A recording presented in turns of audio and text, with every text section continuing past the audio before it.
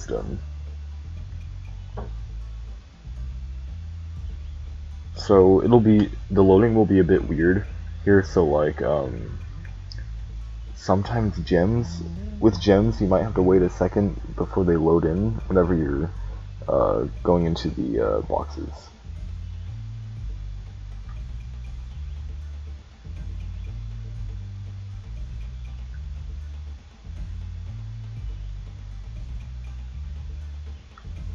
What he was trying to do there was glide into the gem. That would have saved a bit of time.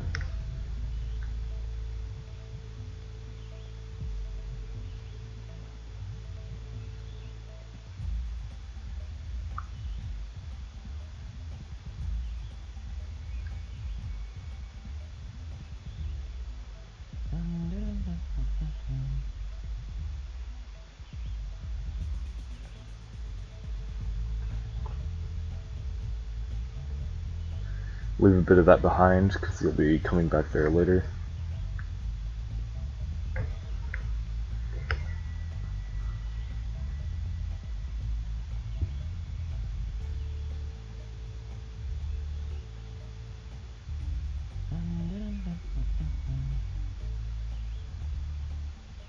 That's a very good spot to hit the dragon.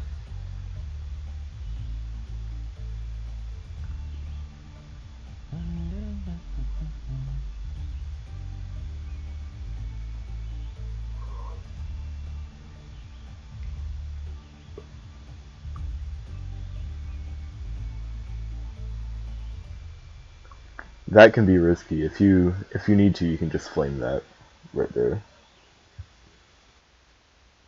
because it can be very easy to fall off. Also with Dawn, you want to make sure you're not hovering onto the platform and you're hitting her a bit to the left once you're on the ground. So Dawn is pretty easy once you have the setup down. So just glide a bit to the left of her and make sure you're on the floor whenever you're getting her. So like basically bubble breath immediately when you're on the floor to the left of her. That's the use of that momentum trick over there. You can use the other one if that one's a bit too risky. It doesn't lose pretty much any time at all.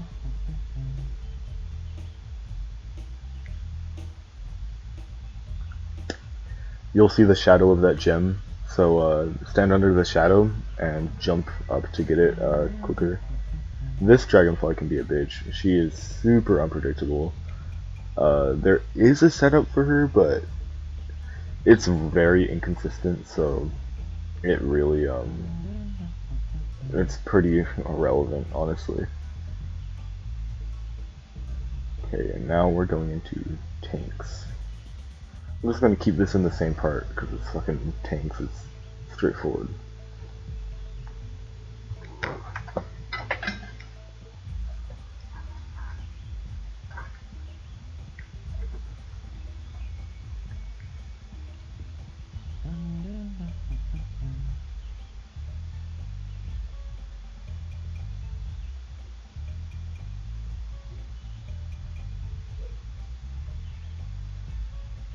So you want to be waiting for these guys to destroy their rock barriers first.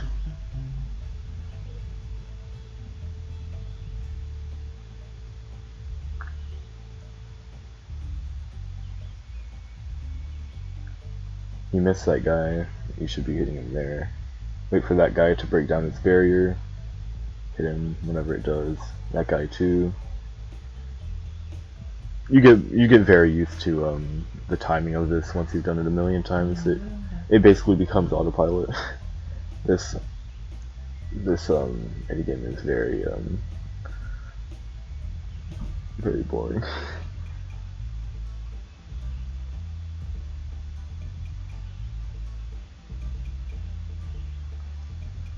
Okay, he does that very differently to me. I usually wait till they destroy their things first, but that works too.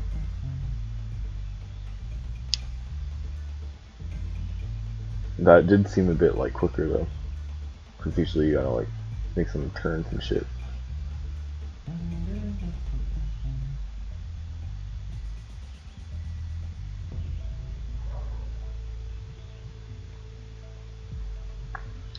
That's tank training. Very, very simple.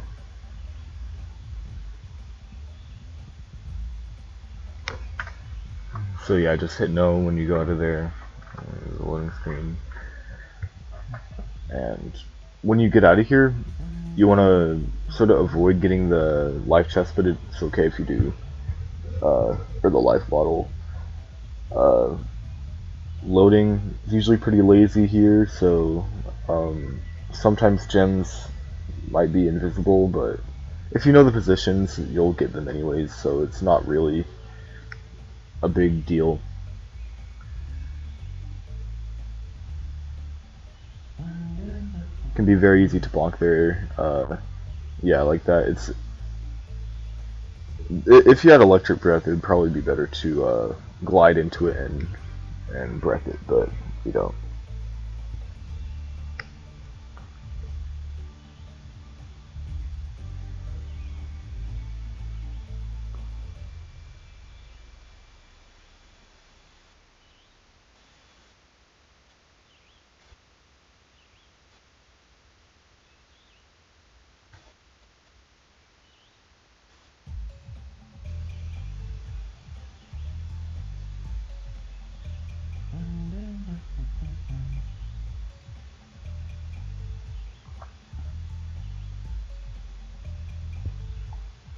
So over here you want to do that like sort of jump thing. It makes getting on that fence a lot more consistent from what I've found.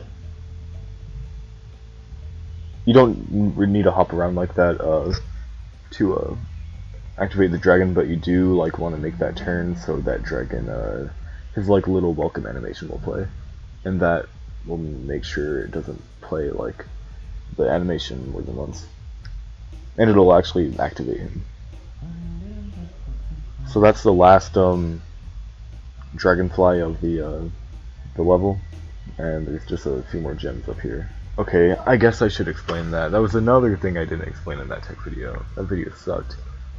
So when you bonk on a wall and you're in the air, when the bonk animation ends, the game will check like what floor is under you, and at the end of the bonk animation it'll assume you're on the floor. So the floor that is under you, i.e. it's like water, you could swim in air like that, ground, you could walk in air like that, lava, it'll like send you right down and you'll die, whatever. It'll register where you are at the end of the bonk animation with the material that's under you. So right there, it's ground, so you'll be able to walk in air and go over there. Getting up that tree is a bit weird, but you'll find the timing for it. It's not too bad. You kind of just gotta like go through it quick. If you stall there too long, it'll probably kick you off.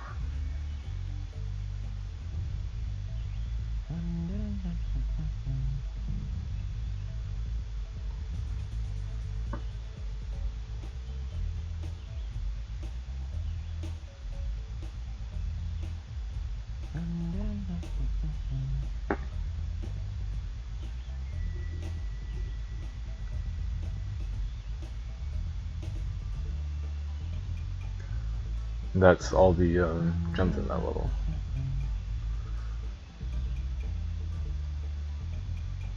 Or that's that level complete. On to Dragon Realms and then Lua Island after.